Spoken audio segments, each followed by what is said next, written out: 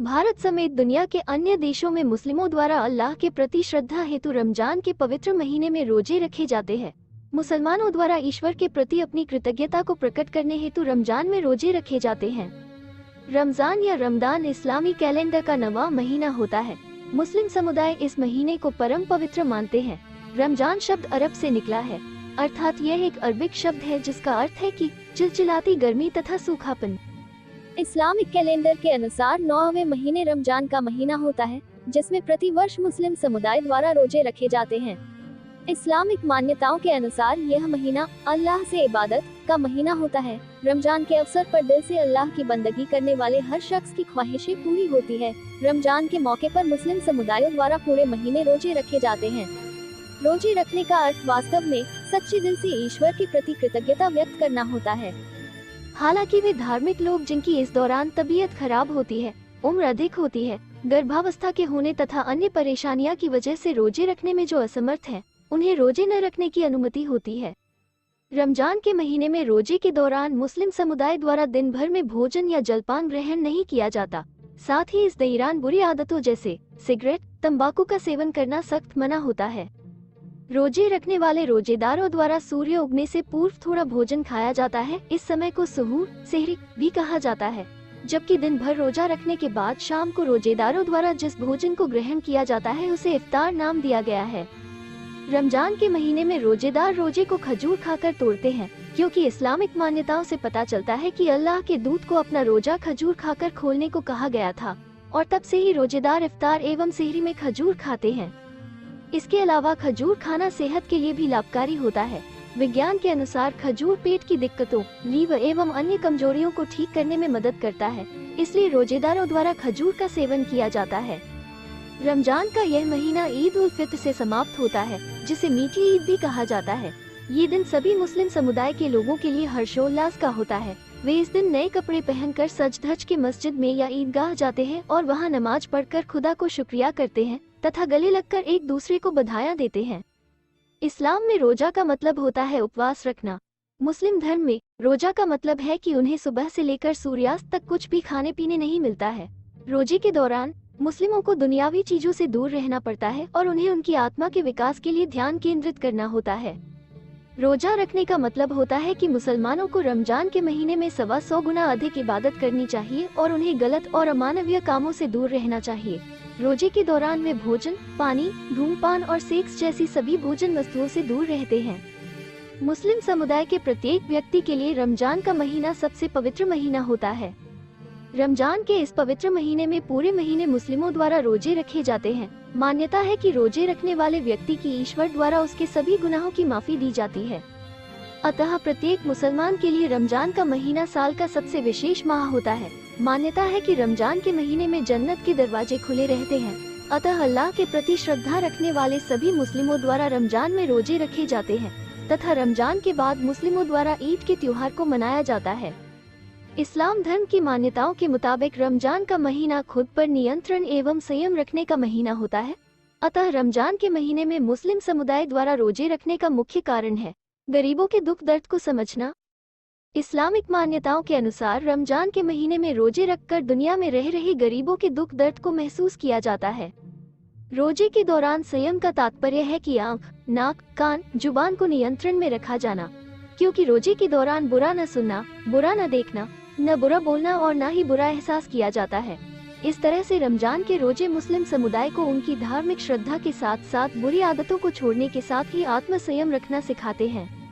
इसके साथ ही यह भी मान्यता है कि गर्मी में रोजेदारों के पाप धूप की अग्नि में जल जाते हैं तथा मन पवित्र होता हो जाता है और सारे बुरे विचार रोजे के दौरान मन से दूर हो जाते हैं।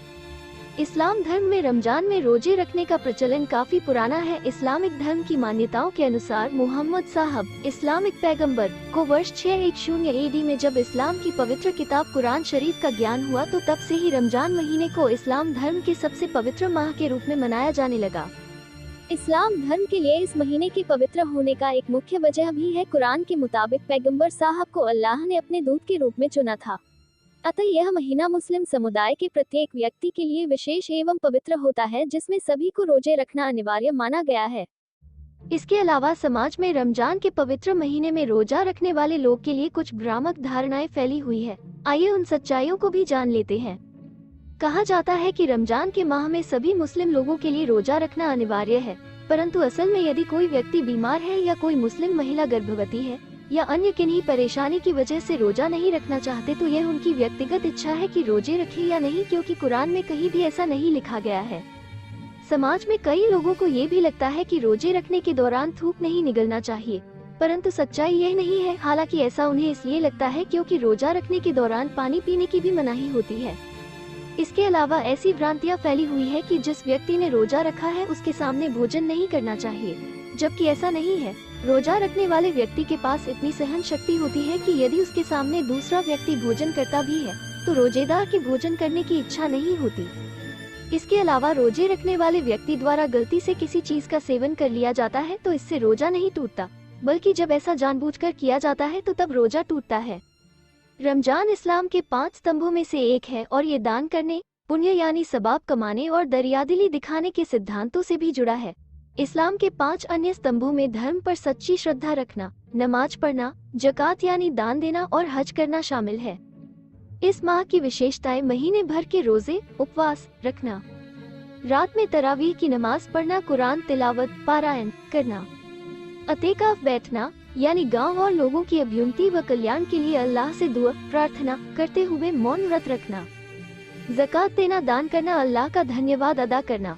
अल्लाह का धन्यवाद अदा करते हुए इस महीने के गुजरने के बाद शव्वाल इस्लामी पंचांग का 10वां महीना की पहली तिथि को ईद उल फित्र मनाते हैं इत्यादि को प्रमुख माना जाता है। कुल मिलाकर पुण्य कार्य करने को प्राधान्यता दी जाती है, इसीलिए इस माह को नेकियों और इबादतों का महीना यानी पुण्य और उपासना का माह माना जाता है। मुस्लिम समुदाय में रमजान को लेकर निम्न बातें अक्सर देखी जाती हैं। रमजान को नेकियों या पुण्य कार्यों का मौसम में बहार, बसंत कहा गया है। रमजान को नेकियों का मौसम भी कहा जाता है। इस महीने में मुसलमान अल्लाह की इबादत, उपासना ज्यादा करता है। अपने परमेश्वर को संतुष्ट करने के लिए उपासना के साथ कुरान पारायण, दान धर्म करता है। यह महीना समाज के गरीब और जरूरतमंद बंदों के साथ हमदर्दी का है। इस महीने में रोजादार को इफ्तार कराने वाले के गुनाह माफ हो जाते हैं।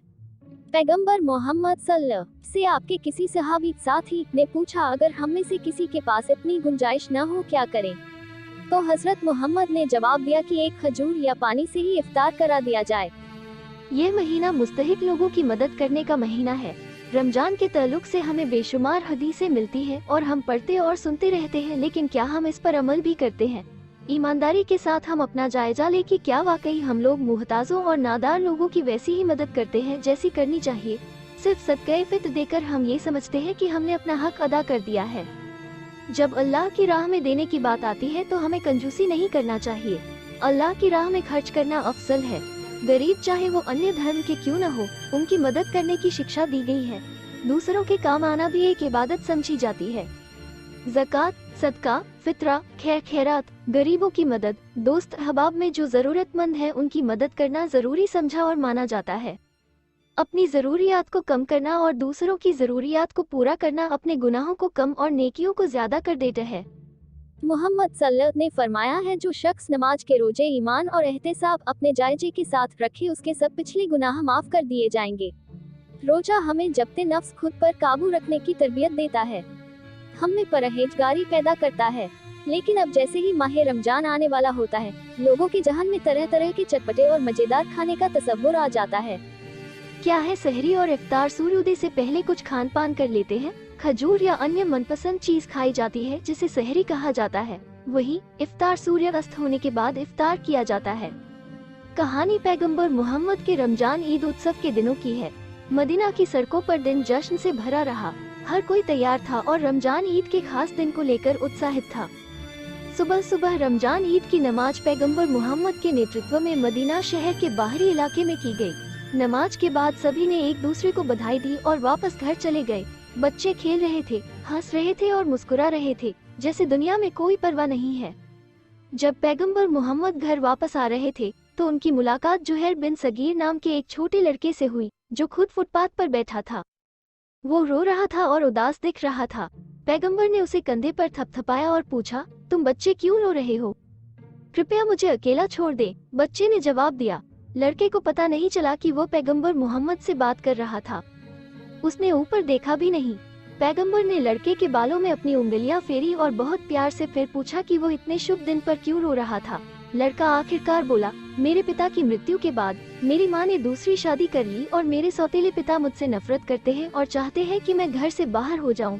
आज रमजान ईद है, देखो सब कितने खुश हैं। मेरे सभी मित्र नए कपड़े पहने हुए हैं और खाने के लिए स्वादिष्ट चीजें हैं और मैं यहाँ हूँ। मेरे पास केवल उसके पहने हुए कपड़े नहीं हैं। पैगंबर मोहम्मद ने उन्हें दिलासा दिया और कहा, मुझे ठीक ठीक पता है कि तुम कैसा महसूस करते। जब मैं छोटा लड़का था तब मैंने अपने माता पिता को खो दिया था। लड़का अचंभित रह गया जब उसे पता चला कि एक अनाथ उसे दिलासा दे रहा है। जब उसने ऊपर देखा तो वह पैगंबर मोहम्मद को देखकर चकित रह गया। वो तुरंत अपने पैरों पर खड़ा हो गया और उसे सम्मान दिया। पैगंबर मोहम्मद मुस्कुराए और कहा, क्या होगा अगर मैं तुम्हारा नया पिता और मेरी पत्नी तुम्हारी नई माँ और मेरी बेटी तुम्हारी नई बहन बन जाऊं? तो क्या ये तुम्हें खुश करेगा? ओह हाँ, वो दुनिया की सबसे आदर्श चीज होगी। लड़का मुस्कुराया और अपने आंसू पोंछे। पैगंबर मोहम्मद उन्हें अपने घर ले गए और रमजान ईद के इस शुभ दिन पर उन्हें नए कपड़े, स्वादिष्ट भोजन प्रदान किया।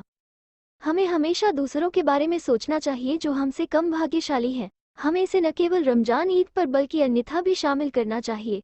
हमेशा एक पल लें और उन कम भाग्यशाली लोगों के बारे में सोचें और पैगंबर मोहम्मद की सुन्नत का पालन करें।